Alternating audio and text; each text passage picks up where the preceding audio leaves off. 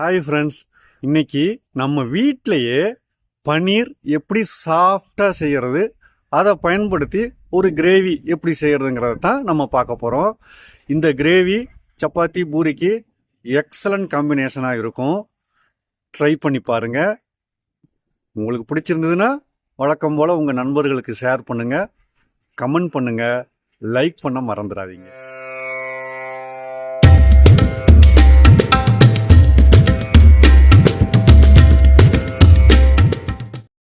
இந்த ரெசிபி செய்கிறத பன்னீர் செய்கிறதுலேருந்து ஆரம்பிப்போங்க. அதுக்கு ஃபுல் க்ரீம் மில்க் 1 லிட்டர் வாங்கிக்கோங்க. பாலை நல்லா காய்ச்சி அது கொதிச்சிட்டு இருக்கும் பொழுது ஒரு முழு எலுமிச்சம்பழத்தினுடைய சாறை அதில் கலந்து நல்லா கலக்கி விடுங்க. பால் திரிஞ்சு பன்னீர் தனியாக வருங்க. இந்த ஸ்டேஜில் கைவிடாமல் கலக்கிக்கிட்டே இருங்க.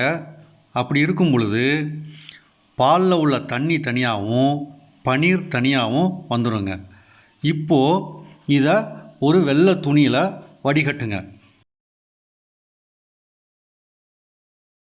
பன்னீரில் உள்ள தண்ணீர் முழுவதுமாக வெளியேறதுக்காக இந்த வெள்ளை துணியை நல்லா ஒரு சுற்றி முடி மாதிரி போட்டு அது மேலே ஒரு வெயிட்டை வைங்க. வீடியோவில் காமிச்சிருக்கேன் பாருங்கள், அதே மாதிரி செய்யுங்க. இப்படி வெயிட் வைக்கும் பொழுது தண்ணி ஃபுல்லாக கம்ப்ளீட்டாக வெளியேறிடுங்க. கிட்டத்தட்ட ஒரு 20 நிமிஷம் இந்த வெயிட் அது மேலேயே இருக்கட்டும். இப்படி வெயிட் வைக்கிறதுனால தண்ணி மட்டும் வெளியேறது இல்லைங்க, அந்த பன்னீரும் வட்டமாக அழகாக நல்ல ஒரு ஷேப்புக்கு வந்துடுங்க. இப்போது இந்த பன்னீரை எடுத்து உங்களுக்கு தேவையான மாதிரி சின்ன சின்ன க்யூப்ஸாக கட் பண்ணிக்கங்க. வீடியோவில் காமிச்சிருக்கேன் பாருங்கள், அதே மாதிரி கட் பண்ணிக்கோங்க. இப்படி நம்ம வீட்டிலையே பன்னீர் செஞ்சுக்கிட்டோம் அப்படின்னா கடையில் வாங்கிறத விட ரொம்ப ரொம்ப சாஃப்டாக ஃப்ளஃபியாக இருக்குங்க. வீட்டில் இதே மாதிரி ஒரு தரம் பன்னீர் செஞ்சுட்டு அது எப்படி இருந்ததுன்னு கமெண்ட் பண்ணுங்கள் மறக்காமல்.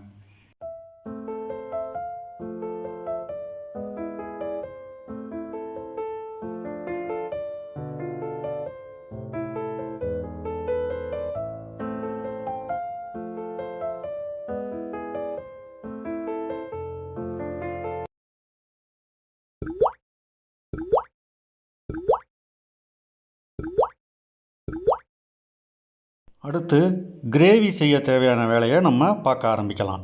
இதுக்கு பெரிய வெங்காயம் ஒரு 5 வெங்காயத்தையும் ஒரு 4 நல்லா பழுத்த தக்காளியையும் கொஞ்சம் பெரிய பெரிய துண்டுகளாக நறுக்கி வச்சுக்கோங்க.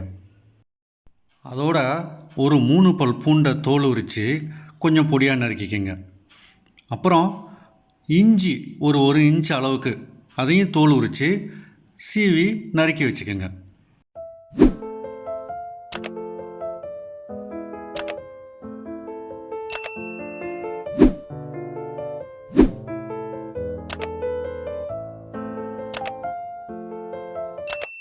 இப்போது ஸ்டவ் ஆன் பண்ணி ஒரு கடாயை அடுப்பில் வச்சு ஒரு 2 டீஸ்பூன் பட்டர் ஆட் பண்ணிக்கோங்க.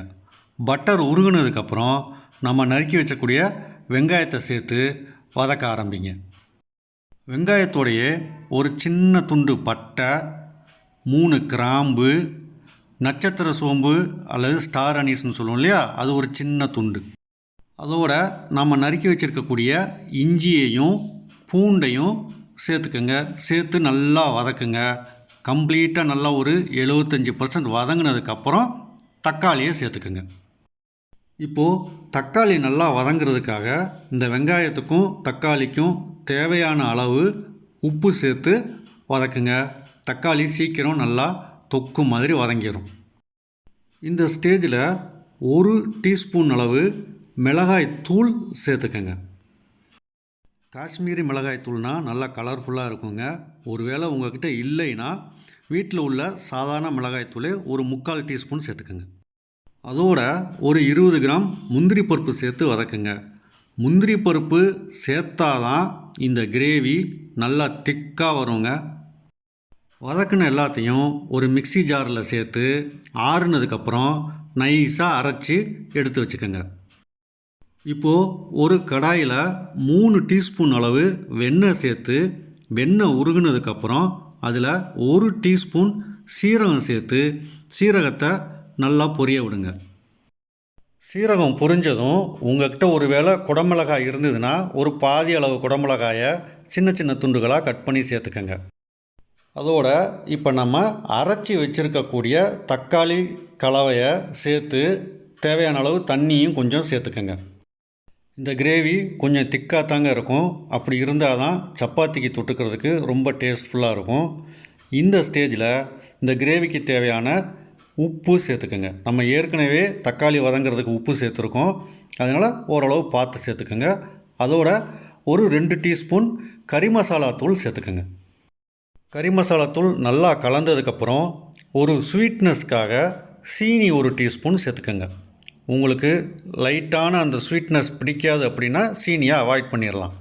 இந்த ஸ்டேஜில் கசூரி மேத்தி இருந்ததுன்னா அதையும் கசக்கி கொஞ்சம் தூளாக போட்டுக்கோங்க. இது கொஞ்சம் நல்லா ஃப்ளேவர் கொடுக்கும் கிரேவிக்கு. ஒருவேளை உங்கள்கிட்ட இல்லைன்னா இதை எலிமினேட் பண்ணிவிடுங்க. கிரேவி மசாலா வாசனையெல்லாம் போனதுக்கப்புறம் நம்ம ஏற்கனவே பொடியாக நறுக்கி வச்சுருக்கக்கூடிய பன்னீரை சேர்த்துக்குங்க. பன்னீர் சேர்த்து ஒரு 2 நிமிஷம் கொதிக்க விட்டுட்டு ஸ்டவ்வை ஆஃப் பண்ணிடுங்க. நமக்கு கிரேவி ரெடி. இந்த கிரேவிக்கு ஏற்ற சப்பாத்தி ரொம்ப ரொம்ப முக்கியங்க. நம்ம வழக்கமாக தேய்க்கிற மாதிரி தேய்க்கக்கூடாது. நான் எப்படி தேய்க்கிறேன்னு பாருங்கள், அதே மாதிரி செய்யுங்க. ஒரு 300 கிராம் கோதுமை மாவுக்கு தேவையான கொஞ்சம் உப்பு, 1 ஸ்பூன் சீனி, ஒரு 2 ஸ்பூன் கெட்டியான தயிர், கொஞ்சமாக எண்ணெய் எல்லாத்தையும் சேர்த்து நல்லா பிசைஞ்சு விட்டு தேவையான அளவு தண்ணி சேர்த்து மாவை ரெடி பண்ணிக்கோங்க. ஒரு 1 ஹவர் ஊறினதுக்கப்புறம் நான் இப்போ எப்படி தேய்க்கிறேனோ அதே மாதிரி தேய்ச்சி மெல்லிசாக தேய்ச்சி லேசாக எண்ணெயை சப்பாத்தி மாவில் தடவி அதை 4ஆக மடக்கி திரும்பி ஒரு தரம் தேய்ச்சி சூடான தோசைக்கல்லில் போடுங்க. இப்படி செஞ்சால் தான் சப்பாத்தி லேயராக அழகாக பிரிஞ்சு பஃப்னு பூரி மாதிரி உப்பி வருங்க. 2 பக்கமும் எண்ணெய் தடவி திருப்பி வேக வச்சு எடுத்துக்கோங்க.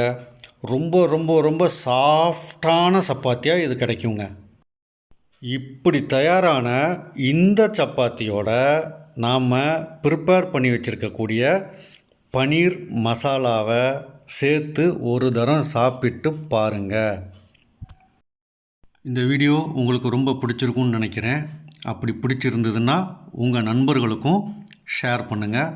அது தவிர வழக்கம் போல் கமெண்ட் பண்ணுங்கள், லைக் பண்ணுங்கள். நாம் இதே மாதிரி இன்னொரு சூப்பரான ரெசிபியோட அடுத்த வீடியோவில் சந்திக்கலாம். தேங்க்ஸ் ஃபார் வாட்சிங். Bye bye.